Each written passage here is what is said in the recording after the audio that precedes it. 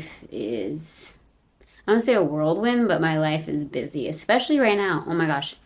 I am prepping for a big live event show happening in Canada, and it's on Tuesday, and I have a smaller live stream event on Monday in Canada as well.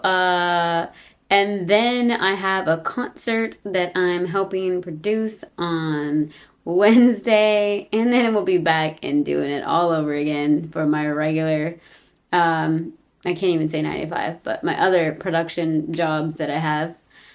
So it has been a very busy week, and it's been a very busy few weeks, I should say. Let's see what's going on. I have been learning some really great lessons or wisdom from this book called Here to Serve, Finding Your Purpose and How to Be a Better Leader. That's what it's called. I think the guy's name is Eric Carmichael. I think that's the name. Forgive me if that isn't, but that's the book, what it's called. It asks you a series of questions of how you can find your purpose and find your who.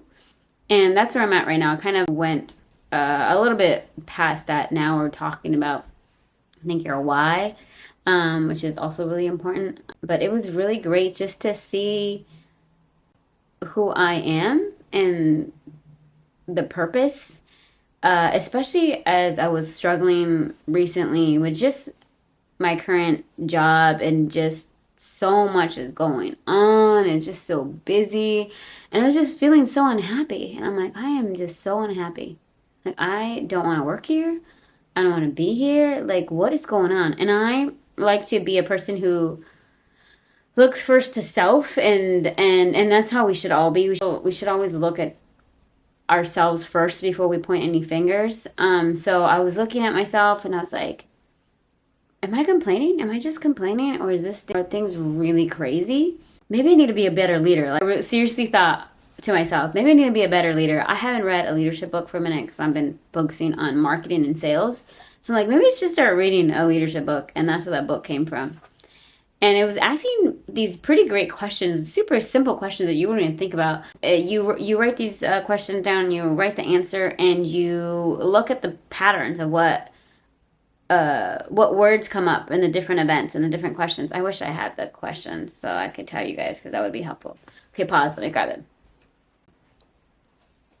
Okay, so now to find the questions in this ebook that I am reading. Built to Serve. That's what it's called. Built to Serve with Evan Carmichael. Wow. Wasn't even close. Built to Serve with Evan Carmichael. From those questions, you find your credo, which is like 3 different kind of rules about who you are. Was really helpful because it made me understand. I'm like, oh, this is why I'm unhappy. Okay, here it is. So first question is, why was your favorite teacher? Who was your favorite teacher growing up, and why? Second question, what is your favorite movie of all time? Yeah, that should have been an easy one to remember, but I didn't. 3, what do you love most about how your parents raised you? Which successful person do you look up to as a role model, and why? Oh, and for your kids, sorry, one more. For your kids, current or future, what lessons do you want to make sure they understand? So from those questions, you write down the answer, and then you see similarities of words. For me, was really important was belief, and people believe in me. That was a big one that I realized that was essential to me, and even the kind of movies that I liked, and just the different things and the people that I admire. So for me was belief, and my credo was greatness, support, and value. I want to believe that I'm great, and I want to believe that you're great. That's important to me, and I also want to be supported, and I want you to be supported. Third one, value, is I also want to believe that I'm providing value to you, and I believe that people should reciprocate value as well.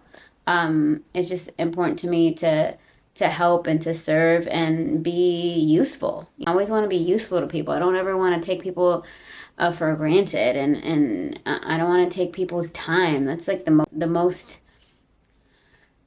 That's a commodity we can't get back, right? So that is a big one for me, and it's been helpful just to really evaluate. Like, okay, anytime moments that I'm feeling unhappy, So I really implore you to take a chance, write down those questions, and kind of look and see who you are, and also read the book. It's been really helpful, just to understand. And one of the things he says is that once you know who you are, then you know what kind of friends to have. You kind of know what kind of job to get. You know what kind of spouse to get, and you can even projects. You even know like, okay, this is not going to work for me because that's going to make me happy because this is what I value.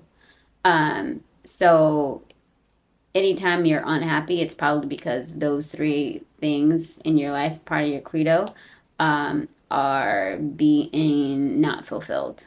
And I was like, man, that is so good. It's been a blessing to me. What else has been happening?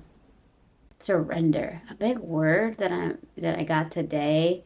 And I've gone actually, maybe it's a couple of days or last week. Yeah, maybe it's like last week as well. I just almost like really totally didn't think about it until today. It came back up again.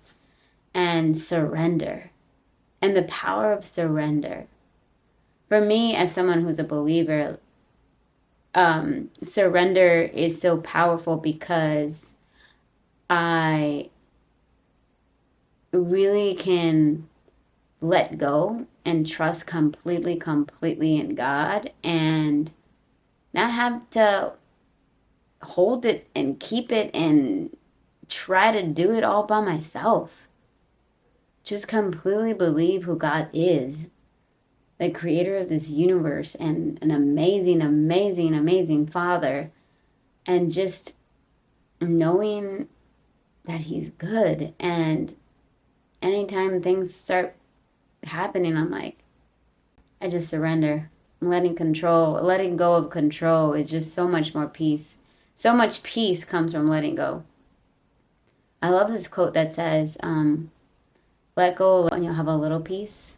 You'll have a lot of peace. Completely let go and you'll have complete peace.